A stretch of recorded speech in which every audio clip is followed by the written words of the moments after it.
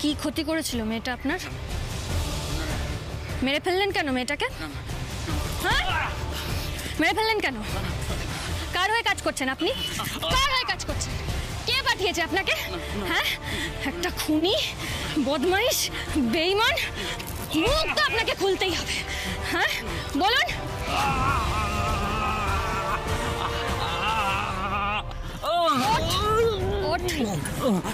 তোকে সত্যিটা বলতেই হবে। বল সত্যি।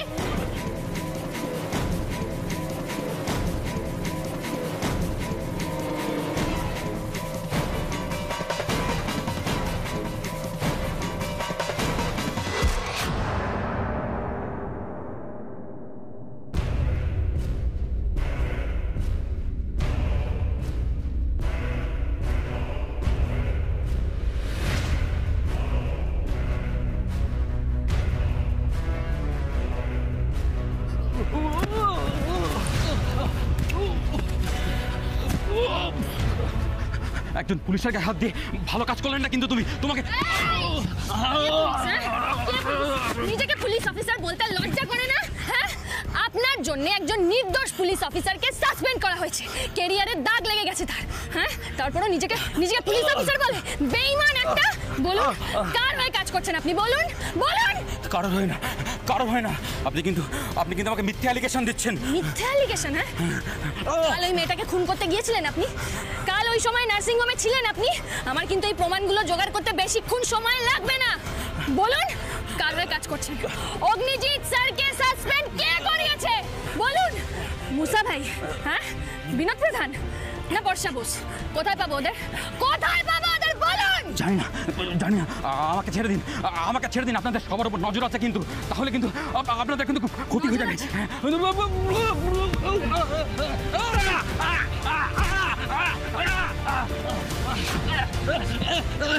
এর ক্ষতি হবে কিনা সেটা তোকে ভাবতে হবে না, যেটা জিজ্ঞেস করাচ্ছিস সেটা বল। বলছি বলছি বলছি বলছি বলছি বলছি বলছি বলছি বলছি আমাকে আমাকে আমাকে আগে এখান থেকে আমাকে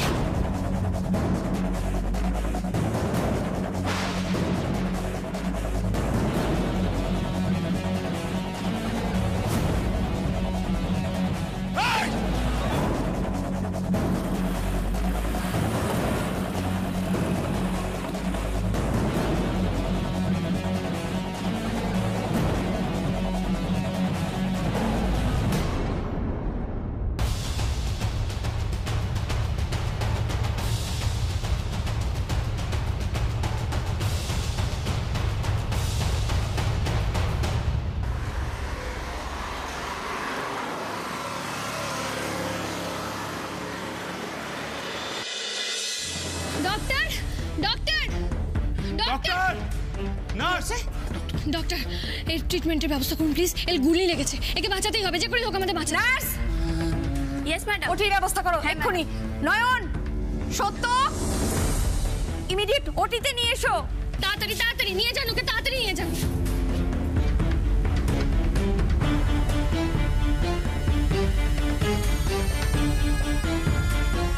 হ্যালো স্যার, স্যার রঞ্জিত ব্যানার্জিকে আমরা ধরতে পেরেছি। হ্যাঁ স্যার, তবে একটা ব্যাড নিউজ আছে। ওই যখন আমি রঞ্জিত ব্যানার্জিকে ইন্টারোগেট করছিলাম তখন কেউ একজন ওনাকে গুলি করে পালিয়ে যায়। লোকটা বাইকে ছিল তো আমি দেখতে পাইনি। স্যার এইমাত্র তো ওটিতে নিয়ে গেল, এখন কি কন্ডিশন তো আমি জানি না। হ্যাঁ স্যার আমি আছি, আপনি তাড়াতাড়ি আসুন স্যার। Okay sir. কাকে আসতে বললে বকুল? অগ্নিজিৎ স্যারকে। স্যার এখনই আসছেন।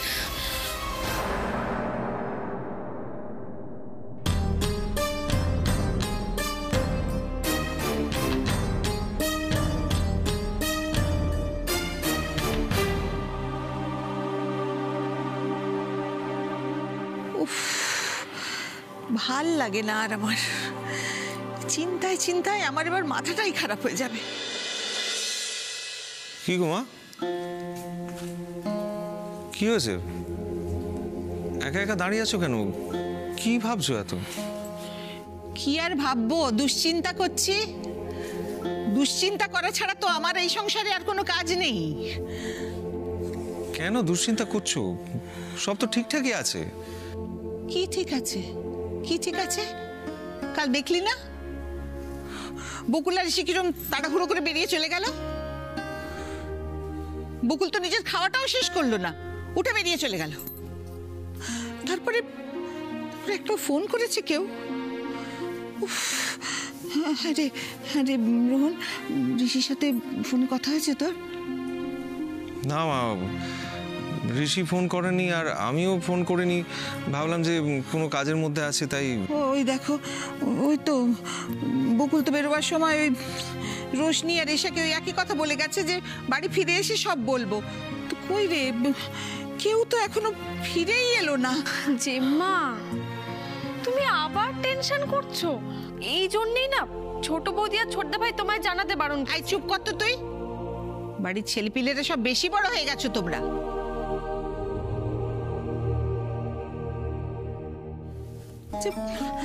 বকুল না হয় তার ডিউটি করছে, সে আমি বুঝলাম, কিন্তু ঋষির কাণ্ড জ্ঞান নেই?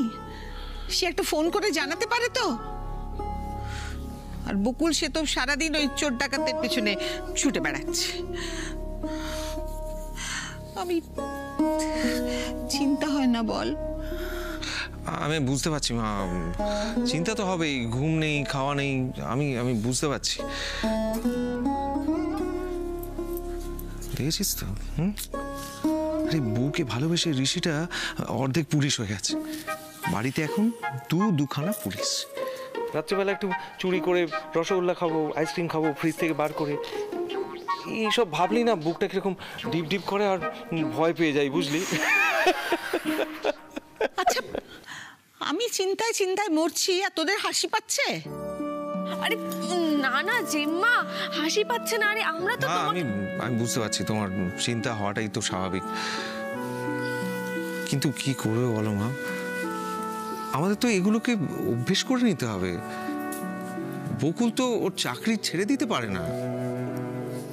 ডিউটি বলেও তো একটা কথা আছে, তাই না? আর তাছাড়া ওর মতো অফিসার আছে বলেই তো আমাদের মতো সাধারণ মানুষেরা এতটা সুরক্ষিত আছে।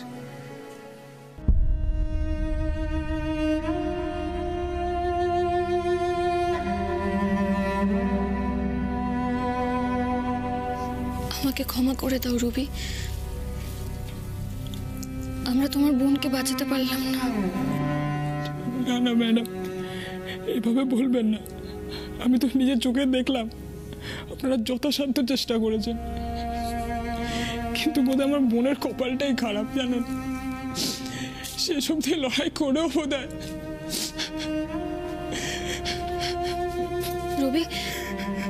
রবি এভাবে ভেঙে পড়ো না। আমরা রায়ের অপরাধীকে শাস্তি দেবই দেব। তুমি আমাকে কয়েকটা কথা বলো তো। আগে তুমি এদিকে এসো বসবে, এসো বসে কথা বলবো আমরা। এসো বসো।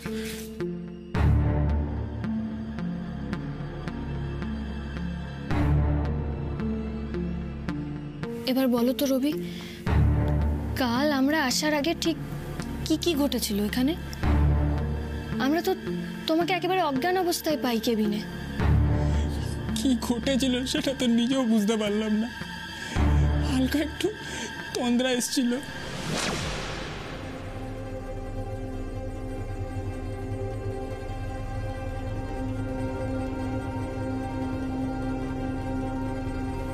কনস্টেবল দাদারা গেল কোথায়?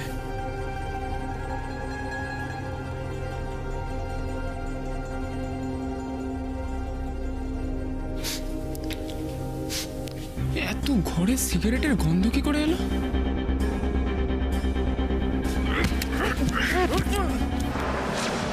ব্যাস, তারপরে সব অন্ধকার। কিছুক্ষণ আগে চোখ খুলতেই নার্সের কাছে জানতে পারলাম যে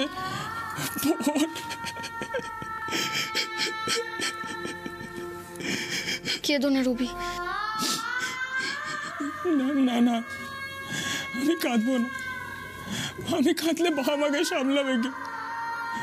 ফোনটাকে তো বাড়ি নিয়ে যেতে পারলাম না।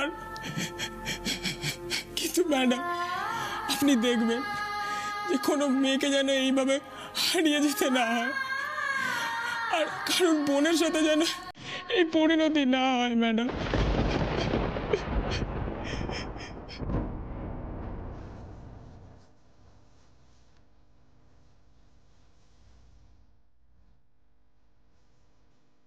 তুমি খুব সাহসী রূপী, আরো অনেক সাহসী হতে হবে তোমাকে। রবি, রবি সত্য, তুমি একদম চিন্তা করো না। রায়ের অপরাধীদের শাস্তি আমরা দেব, আমি নিজে হাতে তাদের শাস্তি দেব, আর এমন শাস্তি দেব যে সেটা খুব ভয়ঙ্কর হবে।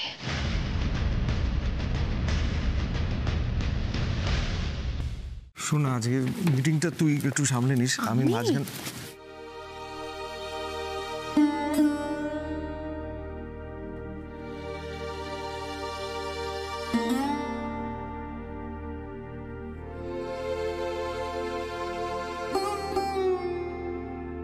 মা, তুমি এখনো এখানে বসে আছো? ঘরে বসে থাকতে পারছি না তো, আমার ঘরে মন টিকছে না। আমরা অফিস বেরোচ্ছি, ঋষির সঙ্গে কথা হয়েছে ফোনে। ও, কথা হয়েছে? কি বললো? বললো আসছে, এক্ষুনি চলে আসবে মা, বাড়িতে আসবে। ও একাই আসছে? বকুল আসছে না? বকুলের ফিরতে দেরি হবে মা।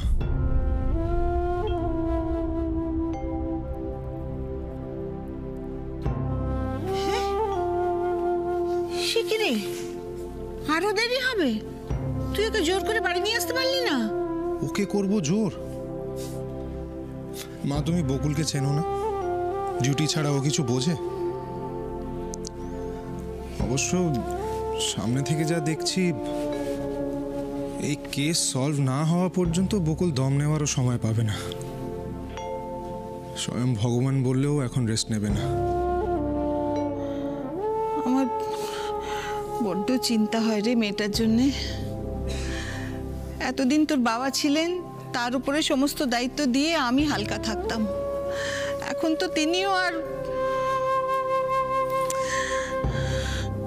এই অপরাধীদের পেছনে বকুল যেভাবে ছোটাছুটি করছে, তাতে আমার ভয় করে ঋষি যে ও নিজে না কোনোদিন বড় বিপদে পড়ে যায়।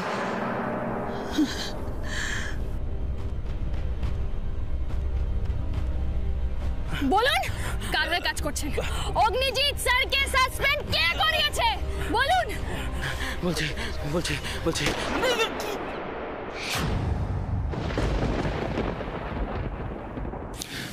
মা, মা তুমি এত চিন্তা কেন করছো বলো তো? আরে বকুলের কিছু হবে না, তোমাদের সবার আশীর্বাদ আছে ওর সঙ্গে। তাছাড়া বকুল যথেষ্ট সাহসী আর বুদ্ধিমতী মেয়ে, নিজের প্রোটেকশন কিভাবে করতে হয় খুব ভালো করে জানে। একদম ঠিক বলেছিস ঋষি, একদম ঠিক বলেছিস। বিপদ ভয় বকুলের কাছে আসতেই পারবে না, এমন চোখ পাকিয়ে তাকাবে না। হ্যাঁ, আর ধমকে বলবে, এই বিপদ যাও এখান থেকে, নয়তো এক চড় মারব। তোদের সবকটাকে ধরে ধরে না আমি এবার চড় মারবো। হ্যাঁ রে বাবু, তুই কি অফিসে বেরোবি এখন? হ্যাঁ হ্যাঁ দাদা ভাই, আমাকে 10টা মিনিট সময় দেন, আমি রেডি হয়ে আসছি, তোদের সঙ্গেই বেরোবো। হ্যাঁ শোন না, তুই রেডি হ, আমি একটু রাগিনীকে বলি তোর জন্য খাবার বানিয়ে দেবে, না খেয়ে যাস না বাবা। হ্যাঁ হ্যাঁ, আমি বলছি, আমি যাই।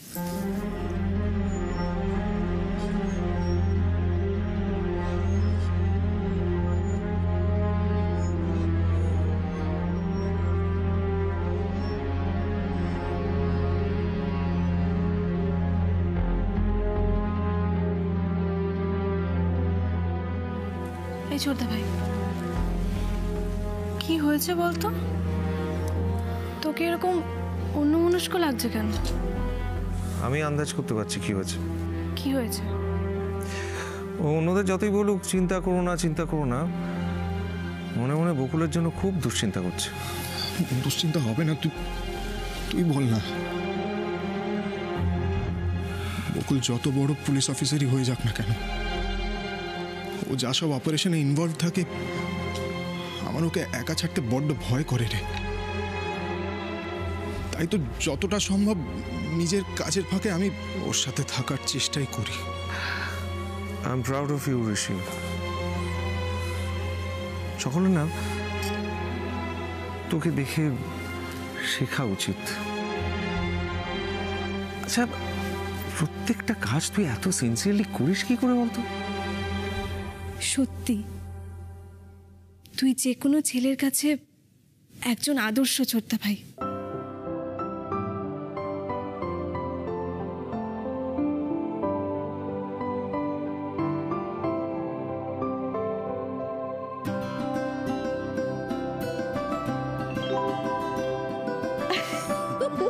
চিন্তা করিস না, সব ঠিক হয়ে যাবে।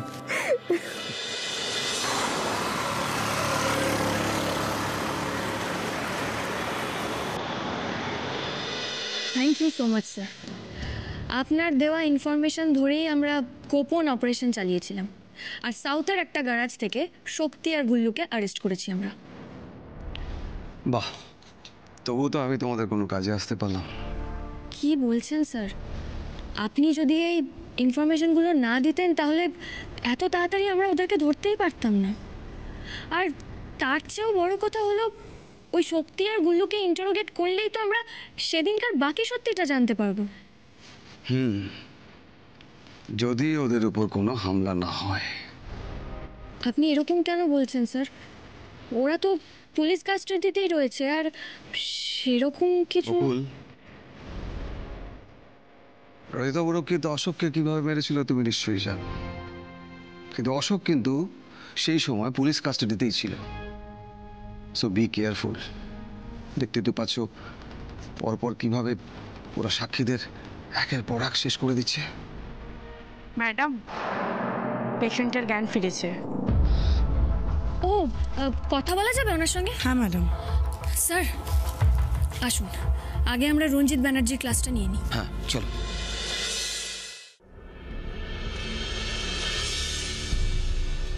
ছি ছি ছি ছি ছি, রঞ্জিত ব্যানার্জি, আজ যদি নিজের ডিউটিটা ঠিকঠাকভাবে করতেন, পুলিশের ইউনিফর্মের প্রপার রেসপেক্ট দিতেন, তাহলে বোধহয় আপনাকে এইভাবে আমাদের দিক থেকে চোখ সরিয়ে নিতে হতো না। আমার সামনে এই মুহূর্তে দুজন মানুষ দাঁড়িয়ে আছেন। একজন যিনি পুলিশের চাকরি থেকে সাসপেন্ড হয়ে যাওয়ার পরেও নিজের কর্তব্য করে গেছেন, শত বাধা শত বিপত্তি আসা সত্ত্বেও সত্যের পথে থেকেছেন। আর একজন হচ্ছেন আপনি, যিনি পুলিশের ইউনিফর্ম পরে পুলিশের চাকরি করা সত্ত্বেও বেইমানি করেছেন, ক্রিমিনালদের সঙ্গে হাত মিলিয়েছেন। আরে আপনার তো লজ্জা হওয়া উচিত।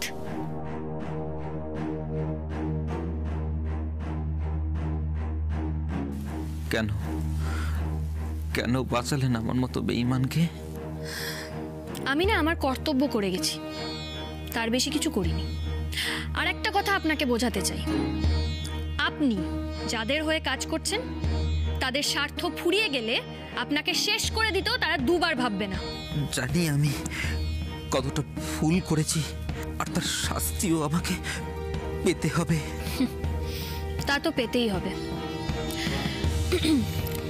বলছি, আপনি এখন যা যা বলবেন সেগুলো আমি প্রুফ হিসেবে রেকর্ড করব, যাতে ভবিষ্যতে কেউ ক্রিমিনালদের সঙ্গে হাত মেলানোর আগে বা পুলিশের সঙ্গে বেইমানি করার আগে 10 বার ভাবে। স্যার,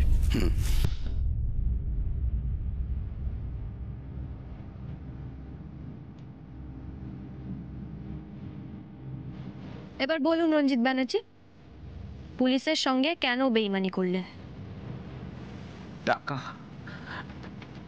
টাকার জন্য। আমার অনেক টাকার দরকার ছিল।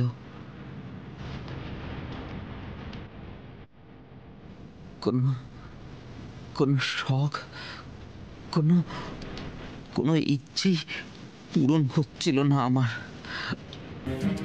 একদিন একটা কাজের অফার নিয়ে বিনোদ প্রধান যোগাযোগ করলো, যা টাকার অফার করলো ভাবলাম বুঝি ভাগ্য লক্ষ্মীর উদয় হলো। এতদিন যা ইচ্ছে পূরণ করতে পারিনি, ভাবলাম এবার সব করতে পারবো। জীবনে এন্টারটেনমেন্টের কোনো কোনো অভাব থাকবে না। আচ্ছা রঞ্জিত ব্যানার্জি, একটা কথা বলুন তো, আপনার জীবনে এন্টারটেনমেন্টের যখন এতই দরকার, তাহলে পুলিশের চাকরি করতে এলেন কেন? অন্য কোনো চাকরি করতে পারতেন যেখানে আপনি অনেক অনেক টাকা রোজগার করতে পারেন।